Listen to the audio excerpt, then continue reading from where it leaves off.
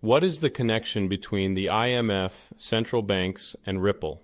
From analyzing different speeches by Christine Lagarde, the head of the International Monetary Fund, IMF, along with witnessing Ripple holding meetings and appearing on meetings for central banks, I have a strong suspicion that there are deep involvements between these three entities.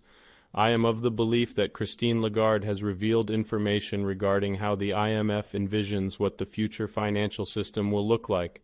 I believe there will be some big changes coming. In short, the IMF envisions that they will hold a more central role in the future, as well as a more central role for the world's central banks.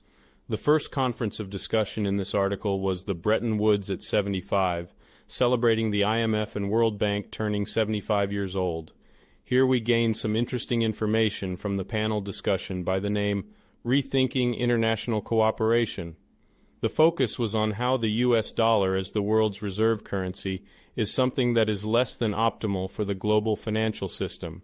The second message that was given throughout the panel discussion was that there is a need for a more equal power structure between the major currencies, the USD, Euro, and Renminbi, which effectively would mean a reduction in the global role for the USD. A multipolar relationship between the major currencies would be the preferred structure. The panel hosted representatives from the EU and China representing the Euro and the Renminbi. The odd one out at the panel discussion was a lady who discussed the need for financial inclusion in Mexico. What sparked my interest was the mention of the Triffin Plan and the Keynes Plan. From the conference, we can imagine a new expanded role for the IMF by adapting and modernizing some old ideas of what's called the Keynes Plan and the Triffin Plan. If you look up the definition of the Keynes Plan as well as the Triffin Plan, you'll find something interesting. The Keynes Plan, an alternative set of proposals for international monetary institutions proposed by John Maynard Keynes, 1883-1946, at the Bretton Woods negotiations on post-war monetary arrangements in 1944. The Keynes Plan would have involved the creation of an international monetary unit, the Bancor. The plan was rejected and the International Monetary Fund was set up instead, on lines proposed by the United States. That means that the Bancor was part of the Keynes Plan. The following is a definition of the Bancor. The Bancor was a supranational currency that John Maynard Keynes and E.F. Schumacher conceptualized in the years 1940-1942 and which the United Kingdom proposed to introduce after World War II. The name was inspired by the French bank or bank gold. This newly created supranational currency would then be used in international trade as a unit of account within a multilateral clearing system, the International Clearing Union, which would also have to be founded. A supranational currency was then part of the Keynes Plan. Now here is something additional that also caught my attention. XRP was labeled a supranational currency in an official document discussing digital fiat currencies, DFC.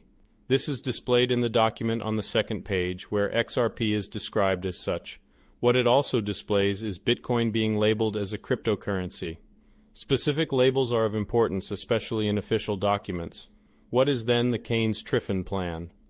A radical solution is to create a new international organization, an international central bank to which would be handed over the foreign exchange reserves of all countries. This is the Keynes-Triffin Plan on international liquidity. The major obstacle to its implementation would be the reluctance of countries to give up their sovereignty over reserves. But it can be considered as a proposal to set the ball rolling for future negotiations. This would indeed be a radical solution for the central banks to hand over their foreign reserves to the IMF.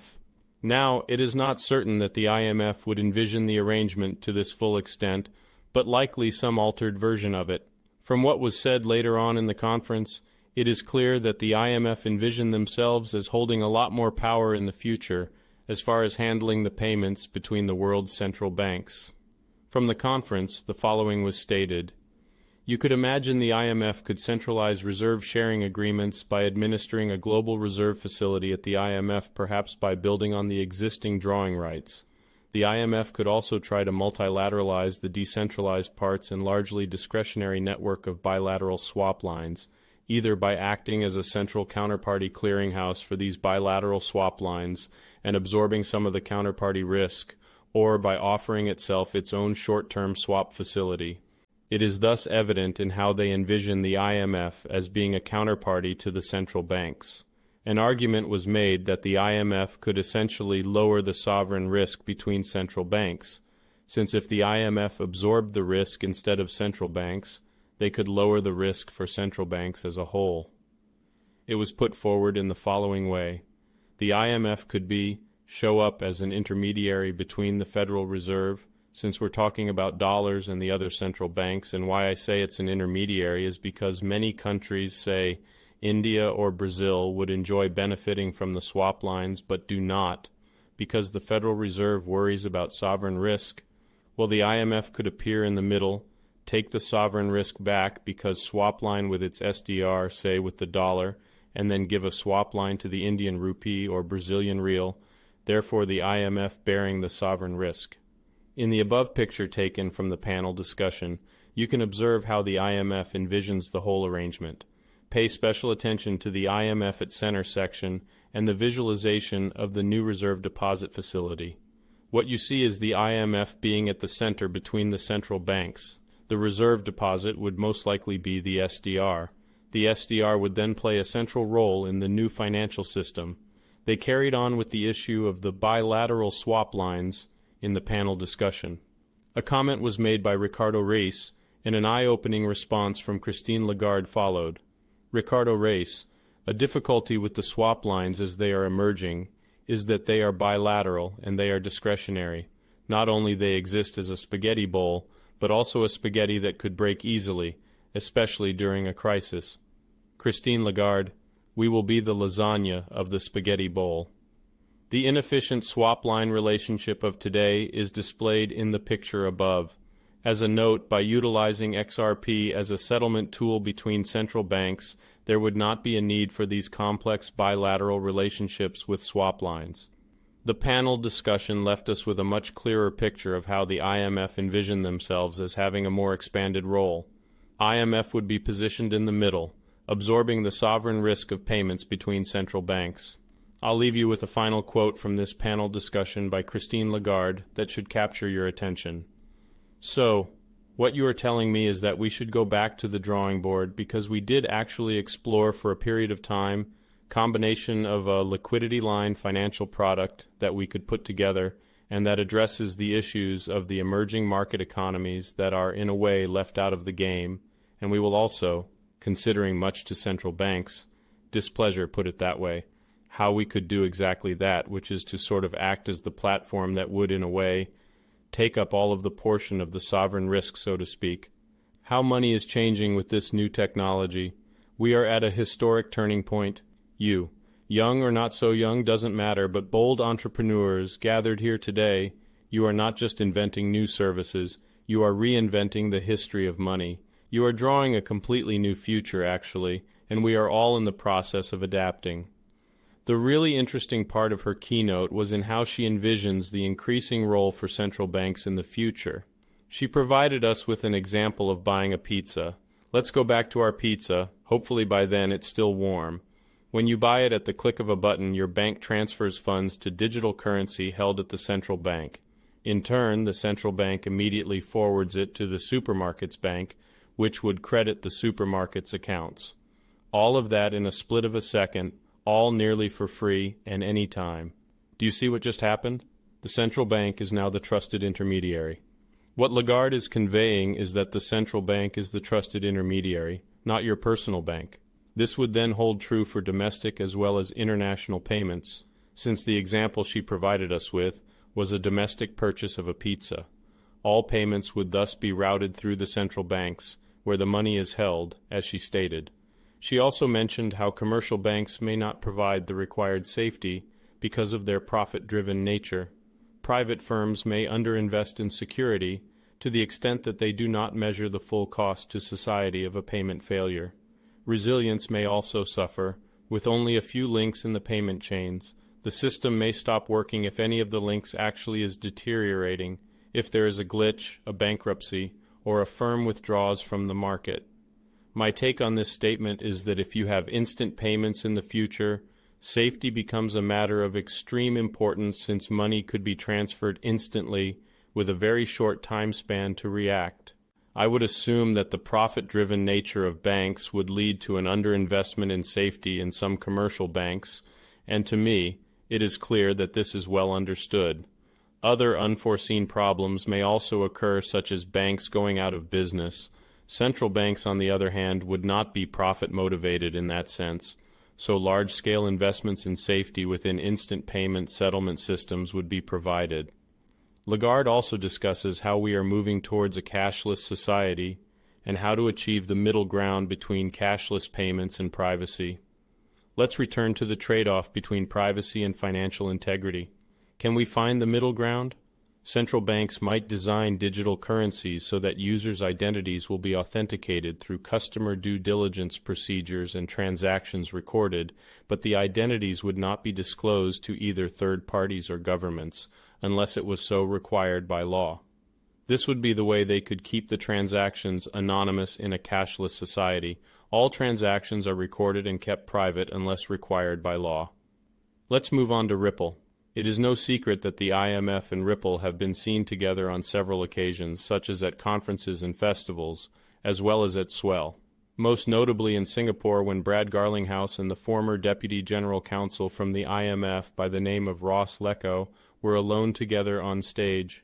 The most notable moment from that stage appearance was when Brad asked a question of whether the IMF would hold crypto assets in the future.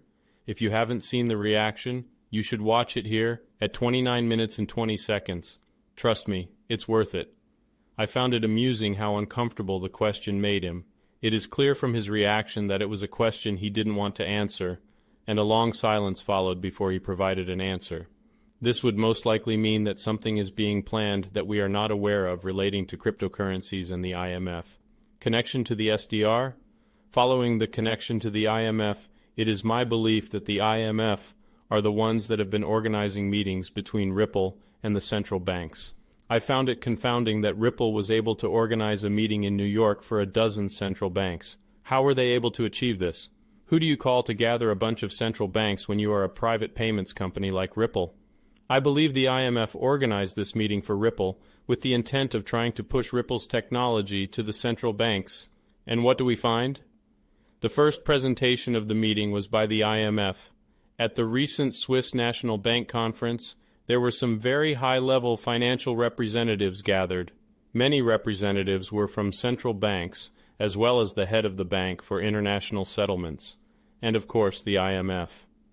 Christine Lagarde was present, and Brad Garlinghouse was the only representative from the private sector sitting at the front table. Brad gave a presentation of Ripple's technology to the whole room. At the Bangkok FinTech Fair of 2018, Sagar Sarbai from Ripple stated that Ripple are working closely with 40 to 50 central banks. This was a very strong statement at the time, since only a handful of central banks were known to have been working with Ripple. Christine Lagarde has called Ripple a disruptor in the past as well. Why would she single out Ripple in this way? Now, what is ultimately going on between Ripple, the IMF, and all these central banks? It is my belief that the IMF has realized the potential for the technology that Ripple holds, and that they are actively trying to make central banks and other financial institutions adopt the technology. I also believe that the IMF realizes that the role they see for the IMF could become a reality by utilizing the technology Ripple has to offer. This only makes sense for me in the case of them using XRP in some way. Why would the IMF otherwise follow Ripple everywhere? Ripple is simply a payments company. A main role for the IMF is to achieve stable exchange rates between currencies. They could tie the SDR to XRP for settlement. XRP might be the Bancor. I also find it fitting that the IMF sees the central banks as much more central in the future to the financial system. This is likely why Ripple keeps having all these meetings with central banks. They are trying to create this relationship with the IMF in the center of all central banks, where all payments are being routed through the central banks, likely for safety as well as for tracking transactions. I believe a new financial system is being implemented where the IMF, central banks, and Ripple's technology with XRP is at the center.